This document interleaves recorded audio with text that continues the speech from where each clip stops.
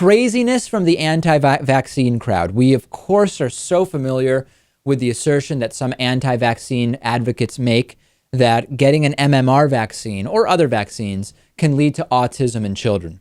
Completely baseless when it comes to the scientific community. Dr. Andrew Wakefield was one of the main proponents of this hypothesis. It turns out that he had a financial interest in a standalone measles vaccine, which lo and behold, he said was an alternative to the MMR vaccine for parents who didn't want to have that MMR vaccine given to their kids. We know about the vaccine autism stuff.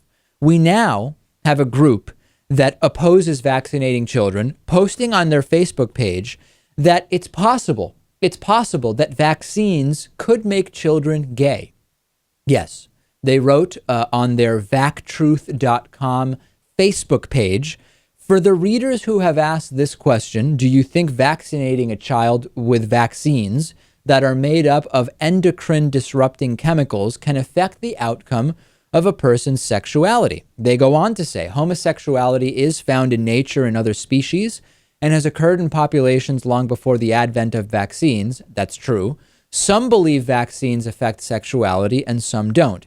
It is known that vaccines do disrupt hormonal function and can cause fertility and thyroid problems. So it is a legitimate question that people want to learn more about. And then the post cites a website which talks about the 2000 book called Homosexuality, the Use of Scientific Research in the Church's Moral Debate. It was written by two hard religious rightists from Regent University and Wheaton College, two religious schools.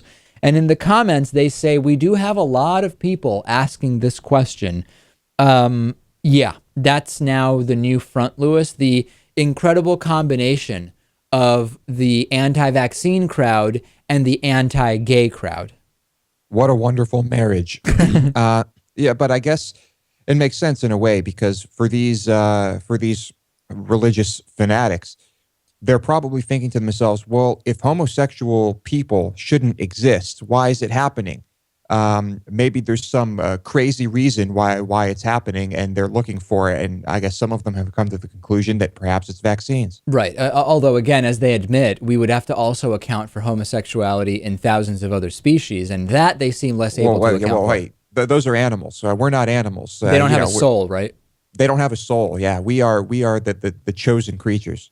The website vactruth.com was started by Jeffrey John Ofterade, a retired rescue swimmer in the U.S. Navy, according to its website. He doesn't appear to have any medical licenses, any education that is at all scientific or medical in nature, but the website does say that in 2001, his first son, Brandon, was born, and that 21 vaccines later, his son stopped reaching his developmental milestones. You know what science does tell us is connected to not vaccinating children?